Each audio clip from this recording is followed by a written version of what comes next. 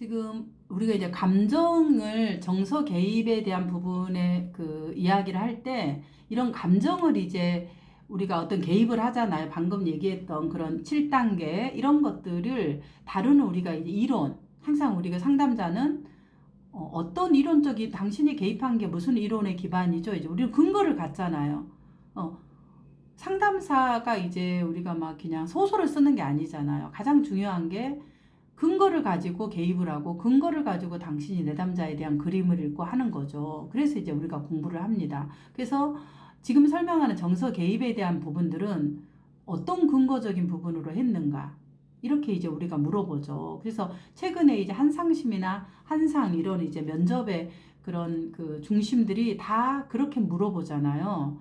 그 부분들이 지금 이런 내담자의 검사가 어떤 진단, 어떤 임상적인 진단을 보여지느냐 그 근거를 얘기해 보세요. 이렇게 이제 얘기하고 또 하나는 그게 이론에서 어떻게 이유를 설명하느냐 이런 이제 비교적인 것들이 계속 나와요. 뭐 제가 계속 슈퍼비전에서 얘기했던 부분이지만 그래서 이 이론이라는 것들을 개입의 근거를 상담사가 아는 것은 매우 중요합니다. 그러면 지금 정서 개입에 대한 이 부분을 얘기하는 것은 주로 이 경험적인 이론에 관련된 거예요. 그게 뭐냐면 인간 중심, 가장 우리 기본적인 거. 인간 중심은 그 경험, 인간의 경험, 유기체적 경험. 그래서 현상학을 기본으로 해서 얘기를 하죠. 그다음 또 하나가 뭐냐 그러면 게슈탈트.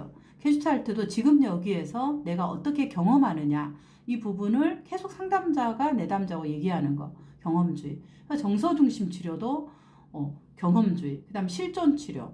이런 부분들이고 뒤에 이제 뭐 개인 구성이라든가 심리 분석적 치료, 신체 작업요법 이런 것들은 좀 익숙하지 않는 부분이기 때문에 위에서 말한 네 가지는 전통적인 상담에서 대부분 상담사들이 배운 부분이기 때문에 이것들은 이렇게 어디서 이게 나온다 이걸 아시면 되고 또 하나는 이제 경험적인 상담이라는 건 가족 상담에서 경험주의 가족 치료가 있잖아요. 이제 그런 부분이 그 사티어라든가 이제 이런 그 대표적인 부분들이 경험주의 가족 치료죠. 이제 이런 부분들은 전부 다 그 경험을 중요시하는 그런 근거적인 이론을 갖고 있다. 이렇게 말씀드릴 수 있겠습니다. 자, 그러면 방금 제가 얘기했던 정서 개입의 내담자의 가장 모든 그 이론에 다 좀 다르지만 공통적으로 나온 내담자의 변화 과정을 얘기했어요. 그러면 대부분의 정서 개입을 할 때는 어떤 단계냐? 크게 봤을 때 이런 단계로 이루어져요. 그래서 내가 내담자의 정서를 알려고 한다, 정서를 개입하려고 한다 그러면 먼저는 내담자가 이제 이런 호소 문제를 가져왔어요. 만약에 제가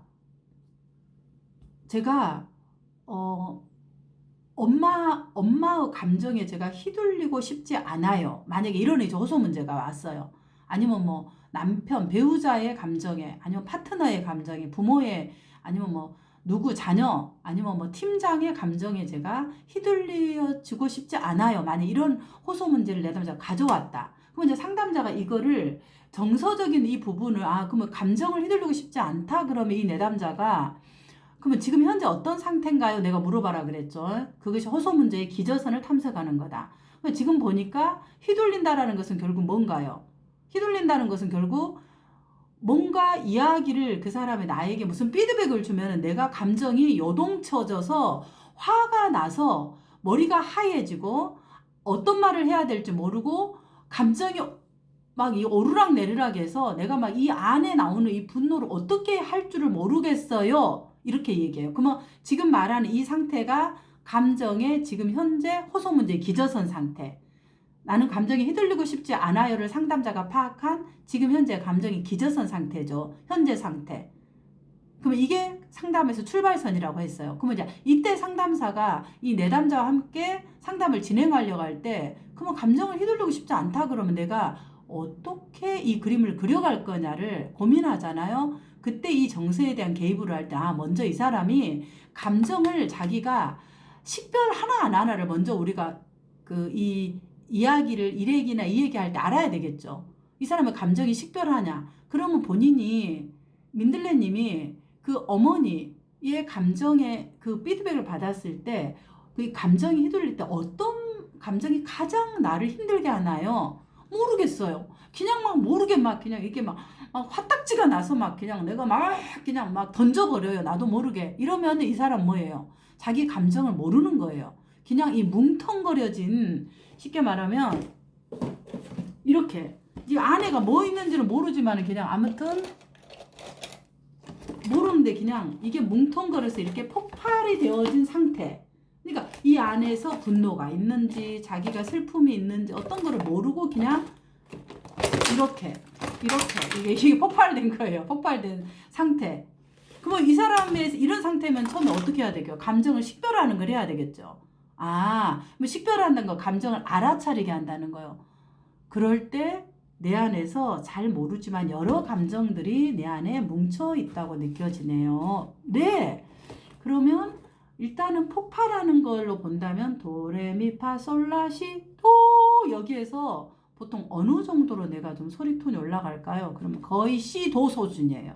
그러면 굉장히 톤이 높아진 상태죠. 그러면 음성은 그만큼 되고 행동을 어떻게 할까요? 그냥 나도 모르게 물건을 잡아서 던져버린다. 이렇게 이제 얘기를 해요. 자, 그럼 우리가 하나씩 볼게요. 그러면 내가 소리를 올라가기 전에 내 머리에서 떠오르는 생각은 뭔가요? 이제 떠오르는 사고는 물어보죠. 그러면은 나를 뭘로 아나? 내가 그렇게 얘기했는데 이렇게 이제 이 생각이 떠오른다. 그러면 그 생각 아래에 내 마음에는 어떤 마음이 좀 들었을까요? 그냥 뭐 무시받는 거죠. 그럼 무시함이라는 거. 이렇게 해서 이 감정을 식별하는 거예요. 이렇게 해 나가는 과정을 먼저 해야 된다는 거죠. 그 자기가 왜 이렇게 폭발하는지를 아는 건데 보니까 이 안에 무시함을 받는 이 마음 때문이라는 것에 식별을 알게 하는 거죠. 이걸 먼저 해야 돼요. 그러면 어떤 내담자는 상담자가 이 정서 식별에서 감정을 알아차리기까지만 해도 돼요. 상담의 목표가. 왜냐면 이게 모르는데 지금 말하는 감정 식별, 접촉, 표현, 통합, 변화, 조절 다 할 수 없다라는 거죠. 보통은 이런 단계를 거치는데 내 내담자와 이야기를 했을 때 휘둘려지고 싶지 않아요. 그러면 지금 현재 내 상태가 이런 상태라면 내가 적어도 이 감정이 어떤 상태인지를 알아차리고 인식하기까지만 상담을 진행해도 된다는 거예요. 상담의 회기와 내담자의 상태에 따라서. 자, 그 다음에 어떤 내담자는 뭐라고 얘기를 하냐면 이런 얘기를 해요. 제가 제 남동생이 부러워요. 아니면 제 동생이 부러워요. 뭐가 부러울까요? 그냥 자기 하고 싶은 대로 하고 있는 거. 자기 화내고 싶으면 화내고 땡깡 부리고 뭐 돈 달라 그러고 막 그냥 아주 막 옆에 사람 생각 안 하고 자기 하고 싶은 대로 하고 있는 동생 보면 너무 부러워요. 저도 좀 그렇게 되고 싶어요. 이렇게 보통 얘기하잖아. 내담자들이. 그럼 이거는 되고 싶다라는 거는 원하는 거죠. 원하는 건 합의된 목표예요. 이게 내담자 욕구예요. 어떤 욕구? 마음대로 하고 싶다의 욕구가. 그럼 마음대로 하고 싶다라는 것은 뭔가요? 내가 다른 그런 마음대로 하고 싶다라는 거 좀 더 구체적으로 뭘까요? 그럼 뭐라 그래요? 내가 부모의 눈치를 보지 않고 내가 부모를 중지하지 않고 사람들 이 상황을 싸움을 일어나지 않게 내가 신경을 끄고 동생처럼 그냥 자기 하고 싶은 대로 나만 생각하고 싶어요. 이렇게 좀 더 들어가죠. 그럼 이 내담자가 원하는 건 나만 생각하고 싶다. 나만 생각한다는 걸 뭘 보고 당신이 알 수 있겠느냐? 이렇게 하면은 적어도 부모가 싸움을 할 때 내가 그 부모 싸움에 끼어들지 않고 그냥 뭐 내가 있었으면 좋겠어요. 첫 번째 단계. 이렇게 얘기할 수 있고 아니면은 부모가 나한테 얘기할 때 내가 한번 뭔가를 내가 도와주려고 내 몸이 반응하지 않고 싫어요. 한번 내가 해봤으면 좋겠다. 이렇게 나올 수 있겠죠. 그러면 이 이제 정서를 접촉하는 단계라는 건 뭐냐면 내담자가 자기 욕구를 알잖아요. 이 내담자는. 욕구를 알고 내가 뭘 원하는지까지 알아요. 그럼 그때 어떤 마음이 생기나요? 그러면 나도 부러움인데 그럼 그거를 하고 싶은데 내가 부모한테 해도 되잖아요. 동생처럼. 그러면 어떤 것들을 내가 할 수 있을게? 뭐가 두려우실까요? 그렇게 하면 어떤 일이 일어나나요? 그러면 두려워요. 싸움이 일어날까봐 두려워요. 이런 이제 내담자가 두려움이라는 감정을 얘기했죠. 그러면은 상담자가 그 다음 단계에서 해야 되는 건 정서 접촉이에요. 그럼 그 두려움이 몸에서 어디에서 느껴지느냐, 그 두려움의 크기는 얼마나냐, 그 두려움이 당신 안에 언제 들어왔느냐, 그 두려움과 한번 얘기를 해본다면 어떤 이야기를 할 수 있겠느냐, 이렇게 하면서 이게 이제 정서를 접촉하는 거. 그리고 표현하는 것은 내가 두려워요. 엄마 아빠가 내가 내 원하는 걸 얘기했을 때 부모가 다시 거절할까 두려워요. 이렇게 이제 나를 표현하는 거예요. 정서 표현 그 다음에. 그리고 이제 여러 가지 감정들을 통합하는 거는 이런 거죠. 방금 얘기했던 제가 동생처럼 되고 싶어요. 나만 생각하고 싶어요. 내가 막 머리가 이 골 아프게 생각하지 않고 적어도 내가 내 머릿속에 나만 생각하고 싶어요. 욕심쟁이, 이기적이 되고 싶어요. 근데 내 머릿속은 나만이 아니라 부모, 동생, 집, 우리 집이 망할까? 우리 집이 어떻게 될까? 우리 부모가 어떻게 될까? 이런 생각으로 제 머리가 막 가득 골머리가 터질 것 같아요. 이렇게 내담자들이 얘기를 해요. 그러면 그때 이제 이 감정의 통합이라는 건 뭐냐면 맞아요. 우리 민들레님 머릿속에는 골머리가 터질 만큼 여러 개의 감정들이 다 뒤죽박죽 함께 있네요. 그럼 골머리가 터질 만큼 머리가 아프고 괴로울 것 같아요. 자, 그러면 이제 오늘 그러면 그 감정들을 우리가 하나하나 같이 우리가 들여다봅시다. 저와 함께. 자, 그럼 이제 여러 감정들이 있어요. 여러 감정들이 있는데 이 감정들에서 지금 어제 아빠하고 그런 갈등이 있었을 때 우리 민들레님 안에서 가장 많이 들었던 제가 이걸 하니까 꼭 무슨 그 오피스텔 선전하는 거 같네. 이거 받아왔던 휴지통인데 왜 일을 할까 싶어서 키친타월로 옮기겠습니다.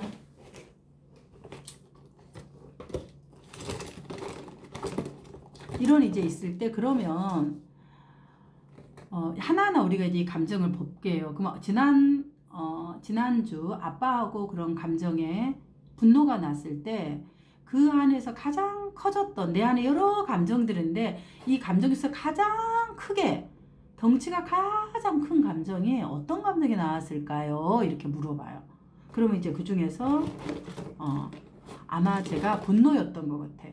이제 분노가 나. 아, 그래요. 그러면 오늘은 우리가 이 분노에 대해서 한번 같이 들여다 볼게요. 하고 이제 이 여러 개, 지금 안에 보이시죠? 이 섞여져 있는 이 감정들. 이 섞여져 있는 이런 감정들, 이 감정들이 이제 뭐 예를 들면 이렇게 얘기한다면 이렇게 섞여져 있죠. 이렇게 이제 여러 가지로 섞여서 있는데 오늘은 이 중에서 우리가 분노에 대해서 한번 우리가 볼게요. 사실은 이렇게 뗄 수가 없잖아요. 감정은 다 연결되어 있으니까. 그러나 이제 상담에서는 우리가 오늘은 이 분노에 대해서 한번 들여다볼게요 하고 이제 분노를 초대하는 거예요.